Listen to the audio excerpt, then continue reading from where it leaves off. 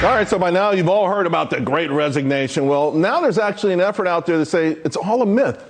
For instance, while that November, we saw that eye-popping JOLTS number where a record-shattering 4.5 million people quit. Well, every sector also had more hires than quits that month. You know, it is an interesting way to look at it, but the main reason wages are surging is because there's so many vacancies. I mean, small businesses, right now, a record amount of companies are paying more money. At the same time, a record amount of business owners, small business owners, can't find qualified people. Of course, there's also the anti-work movement. It's a real thing. Joining me now, Rebecca Walser. So, Walser, your thoughts? This workers' strike resignation thing, is it a myth or is it real?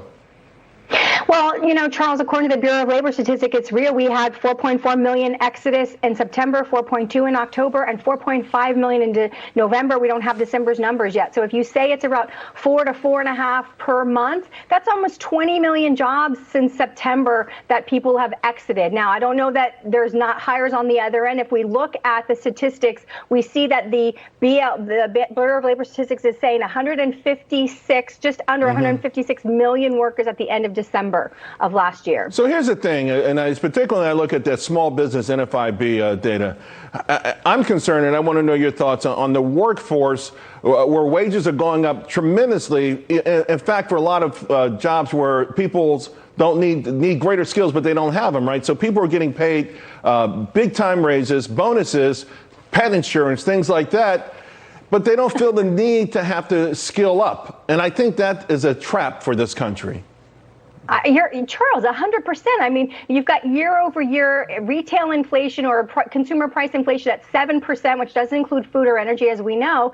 And yet, so you might have the best raise in the world. You know, I think the average was a 4.56% went up year-over-year real wage growth. But you have that's compared to a 7% year-over-year price increase of all of your goods and services. So it's really a wage loss if you consider the inflation, right, which means people still need to keep their skill set fresh and growing, always. The other side to this, business applications, I do think this is a phenomenal story, really the highest annual total ever. Last year, 53% higher than pre-pandemic numbers.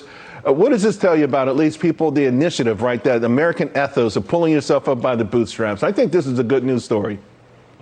I think it is, Charles, and it's more and more and more what we need to hear. And I have to just squeeze in. I'm so glad to hear the news that just came out. It means that we still have a constitution that's respected by the Supreme Court. We still have freedoms. We still have individual autonomy. And you know what? I am so ready for us to just say, hey, how can we come together and as a nation move forward, even if we have to live with coronavirus for the rest of our lifetime? How can we come together as a country now? Stop pointing the blame, stop saying this group, that group. Let's come together and let's make America what it is, which is the opportunity. I heard you on your last segment with Larry. It's the opportunity of the world, and people just can't forget that. Yeah, we had it for a split second, right? We had a whole lot of bipartisan action. It was swift, it was impactful, and then it just all unraveled. Rebecca, it's always great to talk to you. Thank you very much. Thanks, Charles. All right, folks, we'll be right back.